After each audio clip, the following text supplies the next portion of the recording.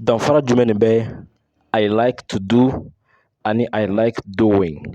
Walima danfara jumɛn de bɛ I like plus infinitive ani I like plus gerund? A bɛɛ lajɛlen ni ca kuma an y'a dan English in Bambara kan yɔrɔ min na n bɛ Anglikan kalan bamanankan na. Wala ne tɔgɔ ko Coach David n bɛ Anglais kalan mɔgɔw kun bamanankan na nin ye a san 2 ye. Wala nin video in kɔnɔ an bɛna kuma I like de kan. I like fɔcogo 2 de b'a la. I like plus infinitive ani I like plus gerund. Donc gerund tɛ dɔ wɛrɛ ye verb plus ing. Donc an bɛna essayer ka différence faamuya ka masɔrɔ kuma dɔ la a bɛ mɔgɔw ɲagami. O la walasa a ka se ka différence faamuya n bɛna misaliya ta ni phrase 2 ninnu na walasa danfara ka se ka ye a la ko ɲuman. Misali fɔlɔ I like to clean my house. Having a cleaned house is important even if I don't like to clean. O kɔrɔ ko ne ka so jɔsili ka di ne ye. So jɛlen ka kɛ o nafa ka bon hali n'a y'a sɔrɔ so jɔsi man di ne ye. Donc ɲa yɔrɔ la a b'a la ka fɛn dɔ de ɲɛfɔ an ɲɛna ni o ye ka fɛn dɔ kɛ pas parce que a ka di i ye walima pas parce que a bɛ nisɔndiya lase i ma mais i b'a kɛ parce que a ka ɲi, parce que nafa b'a la, parce que a kan ka kɛ o cogoya de la. Donc ɲa yɔrɔ la nin tigilamɔgɔ so jɛlen ka kɛ o de ka d'ale ye. Nka i b'a sɔrɔ so jɔsi walima so nettoyer o tɛ a nisɔndiya, a kɛli tɛ joie don a la. Donc o de ye I like plus infinitive. Ale bɛ utiliser o contexte de la.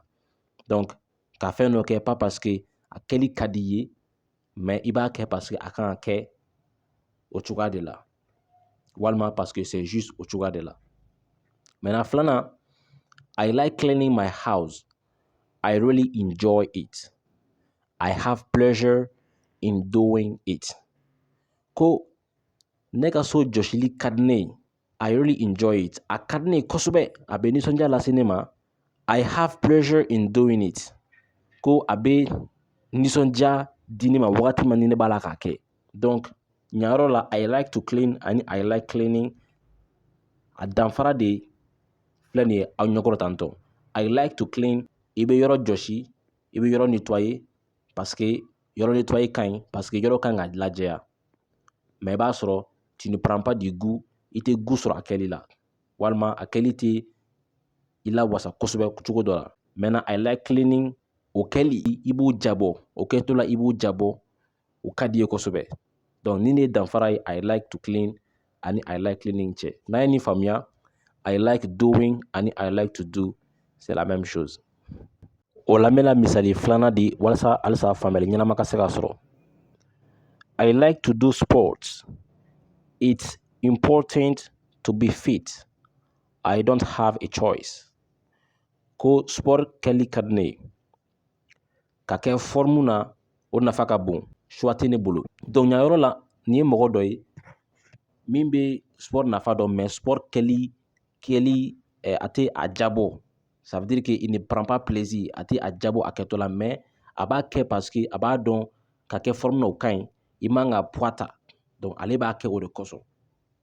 Maintenant filanan na I like doing sport.